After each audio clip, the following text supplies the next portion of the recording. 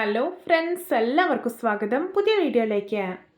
ഇനി ഞാൻ വന്നിട്ടുള്ളത് അരിപ്പൊടിയും ഗോതമ്പ് പൊടിയും വെച്ചുണ്ടാക്കാൻ പറ്റുന്ന വളരെ ടേസ്റ്റി ആയിട്ടുള്ള ഒരു പനിയാരം റെസിപ്പി ആയിട്ടാണ്.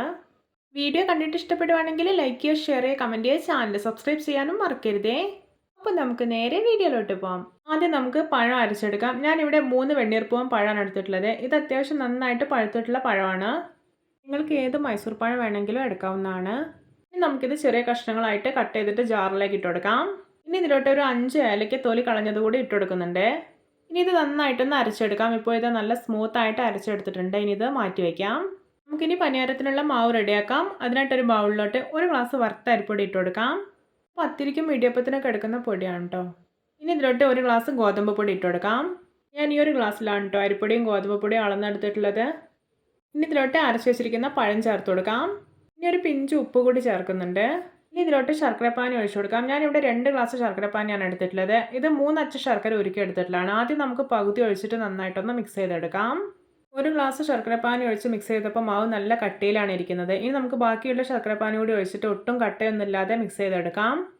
ഇതുപോലെ ഒരു ഹാൻഡ് വിസ്ക് ഉപയോഗിച്ച് മിക്സ് ചെയ്യുകയാണെങ്കിൽ നമുക്ക് ഒട്ടും കട്ടയൊന്നുമില്ലാതെ നല്ല പെർഫെക്റ്റ് ആയിട്ട് തന്നെ മാവ് റെഡിയാക്കാൻ പറ്റും. ഞാനിവിടെ 2 ഗ്ലാസ് ശർക്കരപ്പാനി ഒഴിച്ചിട്ടാണ് മാവ് മിക്സ് ചെയ്തെടുത്തിട്ടുള്ളത്. നിങ്ങൾ പാക്കറ്റിലുള്ള അരിപ്പൊടിയൊക്കെയാണ് എടുക്കുന്നതെങ്കിൽ വെള്ളത്തിൻ്റെ അളവിൽ വ്യത്യാസം വരും കേട്ടോ. അത് നോക്കിയിട്ട് എടുക്കാം. ഇനി ഇതിലോട്ട് കുറച്ച് തേങ്ങാക്കൊത്തും എള്ളും കൂടി ഫ്രൈ ചെയ്ത് ചേർത്ത് കൊടുക്കാം. ഇതിൻ്റെയൊക്കെ അളവ് നിങ്ങളുടെ ഇഷ്ടത്തിനനുസരിച്ച് കൂട്ടുകയോ കുറയ്ക്കുകയോ ചെയ്യാം. ഇനി ഇത് നന്നായിട്ടൊന്ന് മിക്സ് ചെയ്തെടുക്കാം.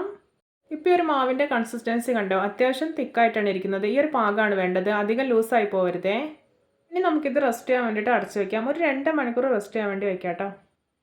ഇപ്പോൾ നമ്മൾ മാവ് റെസ്റ്റ് ചെയ്യാൻ വേണ്ടി വെച്ചിട്ട് 2 മണിക്കൂർ കഴിഞ്ഞിട്ട് മാവ് അടിപൊളിയായിട്ട് റെഡി ആയിട്ടുണ്ട്. പനിയാരം ഉണ്ടാക്കാൻ വേണ്ടിയിട്ട് ഞാനിവിടെ ഉണ്ണിയപ്പക്കല്ലിൽ എണ്ണ ഒഴിച്ചിട്ട് ചൂടാക്കാൻ വെച്ചിട്ടുണ്ടായിരുന്നു. അപ്പോൾ നന്നായിട്ട് ചൂടായിട്ടുണ്ട്. ഈ കുഴികളിലൊന്നും നിറച്ച് ഓയിൽ ഒഴിക്കേണ്ട ആവശ്യമില്ല, വളരെ കുറച്ച് മാത്രം ഓയിൽ ഒഴിച്ചാൽ മതി. ഇനി ഇതുപോലെ ഒരു ഗ്ലാസ്സിൽ മാവ് ഒഴിച്ചിട്ട് എല്ലാ കുഴികളിലും ഒഴിച്ചു കൊടുക്കാം. ഒരു മീഡിയം ഫ്ലെയിമിൽ വെക്കണേ, കരിഞ്ഞു പോകരുത്. ഇപ്പോഴത്തെ പനിയാരത്തിൻ്റെ ഒരു ഭാഗമൊക്കെ നന്നായിട്ട് മൊരിഞ്ഞ് കളറൊക്കെ ചേഞ്ച് ആയി വന്നിട്ടുണ്ട്. ഇനി നമുക്കിതെല്ലാം ഒന്ന് തിരിച്ചിട്ട് കൊടുക്കാം. വളരെയേറെ ടേസ്റ്റിയും ഹെൽത്തിയും ആയിട്ടുള്ള ഈ ഒരു പനിയാരം നിങ്ങൾ എന്തായാലും ഉണ്ടാക്കി നോക്കണേ.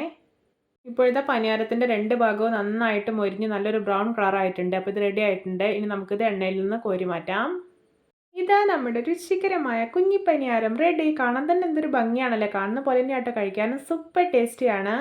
നോക്കി ഒട്ടും എണ്ണ കുടിക്കുകയോ അതുപോലെ പൊട്ടിപ്പോവുകയോ ഒന്നും ചെയ്തിട്ടില്ല. വളരെ പെർഫെക്റ്റ് ആയിട്ട് തന്നെ റെഡി ആയിട്ടുണ്ട്. ഇതിൻ്റെ പുറമേയൊക്കെ നല്ല ക്രിസ്പി ആയിട്ട് ഇരിക്കുന്നത്, ഉള്ളൊക്കെ വളരെയേറെ സോഫ്റ്റാണ്. വളരെ കുറഞ്ഞ ഇൻഗ്രീഡിയൻസ് ഉപയോഗിച്ചിട്ട് എത്ര സിമ്പിളായിട്ട് നമ്മൾ ഈ ഒരു സ്നാക്ക് ഉണ്ടാക്കി എടുത്തിട്ടുള്ളത് അല്ലേ. എല്ലാവർക്കും എൻ്റെ കുഞ്ഞി പനിയാരം റെസിപ്പി ഇഷ്ടപ്പെട്ടെന്ന് വിചാരിക്കുന്നു. നമുക്ക് ഇനിയും ഇതുപോലെയുള്ള വെറൈറ്റി വീഡിയോകളായി വീണ്ടും കണ്ടുമുട്ടാം. Okay, bye bye.